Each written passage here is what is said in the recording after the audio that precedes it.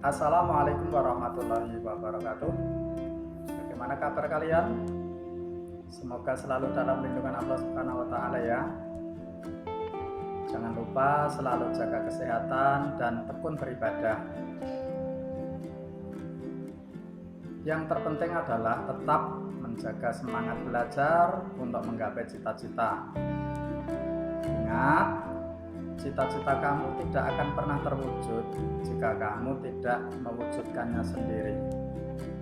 Sebagaimana diingatkan oleh Allah dalam firman-Nya, bahwasanya Allah tidak akan mengubah nasib suatu kaum sampai kaum itu mengubah nasibnya sendiri. Ketika saya kecil dulu ditanya oleh Pak Guru, kalau kamu nanti sudah besar, cita-citamu ingin jadi apa sih? Saat itu saya menjawab, saya ingin jadi guru, Pak. Kemudian bapak saya juga pernah menanyakan, Le, kowe sok yang gede kepengen jadi apa? Saya jawab, kalau kepengen dados guru, Pak. Kemudian bapak berpesan, ya wes, sinau sing tenan. Bapak ora iso ninggali pondok donya, nanging tak sangoni ilmu kanggo uripmu besok. Pesan bapak ini saya pegang erat-erat. Saya harus jadi guru.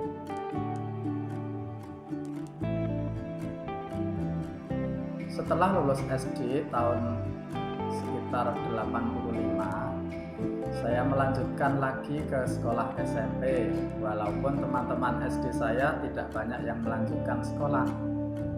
Kebetulan satu kampung hanya ada 2 teman yang melanjutkan ke sekolah SMP, karena memang jarak antara SD dan SMP itu lumayan jauh, sekitar 20 km.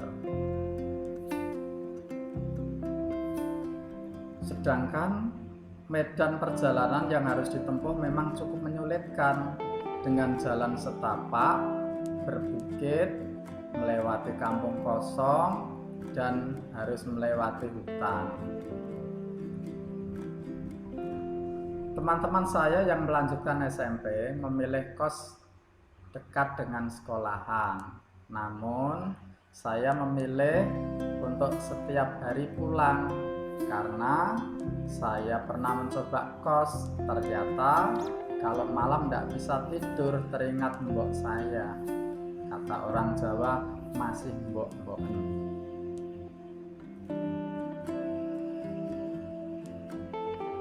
Setiap hari jam 3 saya harus sudah bangun sendiri, tidak dibangunkan orang tua untuk mempersiapkan diri menuju ke sekolah. Biasanya kalau musim hujan saya harus berangkat lebih pagi karena harus jalan kaki. Jam 4 saya sudah harus berangkat. Tetapi kalau musim kemarau biasanya saya jam 4 lebih 15 menit baru berangkat ke sekolah.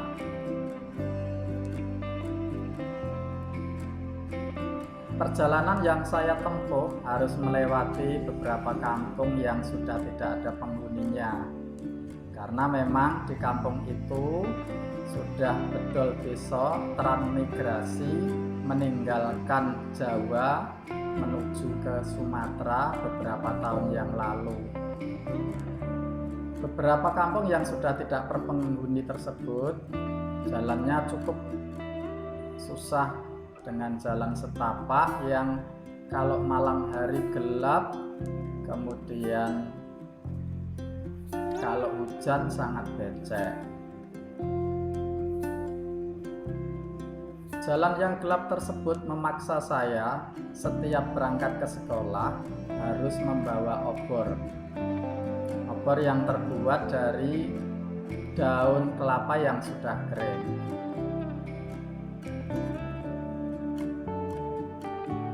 Suatu saat pas musim hujan, malam itu masih hujan rintik-rintik, saya tetap memutuskan harus berangkat sekolah. Ada orang yang meninggal di kampung, maka saya tidak berani untuk berangkat sendiri menuju sekolah. Dengan terpaksa, saya membangunkan mbok untuk mengantar ke sekolah. Padahal biasanya saya berani berangkat sendiri. Melewati kampung pertama, kemudian menyeberang sungai, menuju ke kampung kedua yang kosong. Di sebelah kanan jalan ada makam. Di kampung kedua ini jalannya lebih gelap daripada di kampung yang pertama, karena banyak pohon bambu di kanan kiri jalan setapak tersebut telah menutup jalan. Di kampung tersebut tiba-tiba di depan makam ibu berhenti. Kebetulan obor dari daun kelapa kering yang saya pegang memang sudah hampir habis. Ketika saya tanyakan kepada mbok, kenapa kok berhenti? Ternyata di depan itu ada harimau yang sedang lewat. Saya sangat takut saat itu. Tetapi karena di samping saya ada ibu, maka ketakutan itu lama-lama hilang juga. Ketika harimau menyeberang jalan, kemudian saya dan ibu melanjutkan perjalanan berikutnya. Masuk di kampung ketiga yang kosong juga.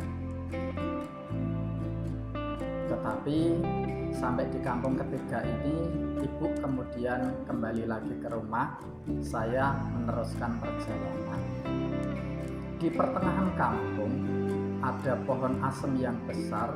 Itulah biasanya ada anjing liar yang berhenti di bawah pohon, kemudian menghadang orang lewat. Inilah tantangan saya juga. Bagaimana saya bisa menipu anjing ini agar tetap bisa melanjutkan perjalanan?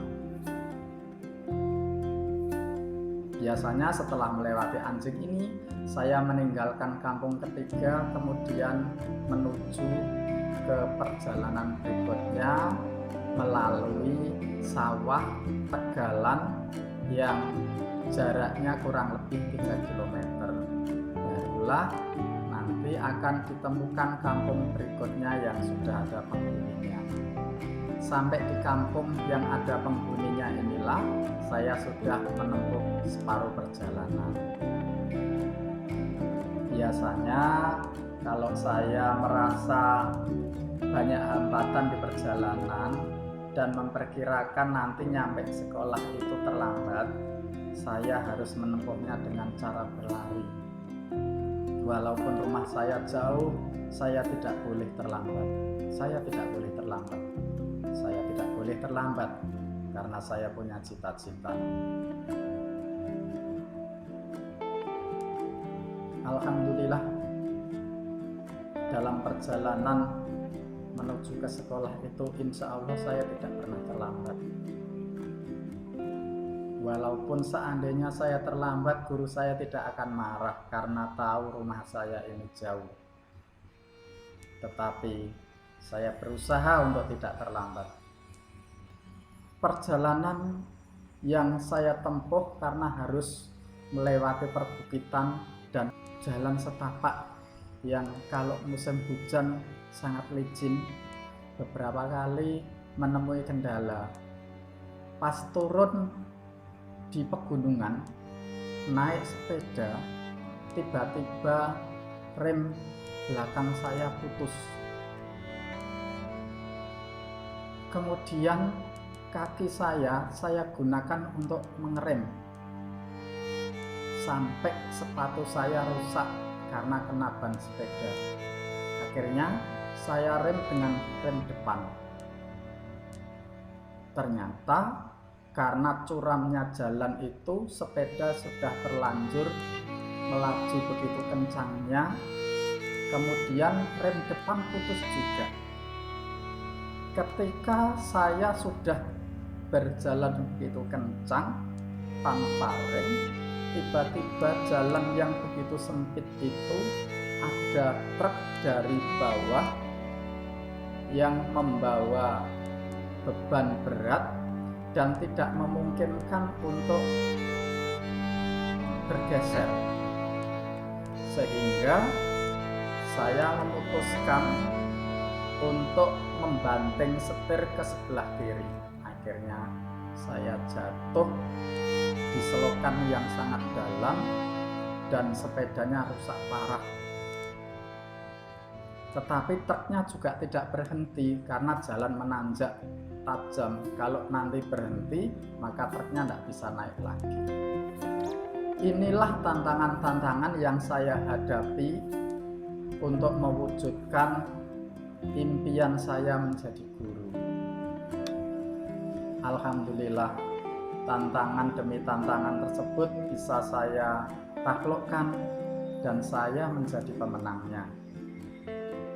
Dan alhamdulillah, impian saya untuk menjadi guru telah terwujud. Bagaimana seandainya kalau saya menghadapi tantangan-tantangan berupa ngantuk, malas, ketemu harimau, kemudian saya tidak jadi berangkat ke sekolah? Kira-kira cita-cita saya terwujud enggak? Tentu saja tidak terwujud. Cita-cita insya Allah dapat digapai apabila kita mampu menaklukkan tantangan. Demikian anak-anak, sebagai inspirasi kalian, apabila memiliki cita-cita maka harus diperjuangkan. Walaupun di depan kita banyak sekali rintangan, maka harus kita taklukkan satu persatu. Semoga kalian sukses semuanya. Demikian, kurang lebihnya mohon dimaafkan. Assalamualaikum warahmatullahi wabarakatuh.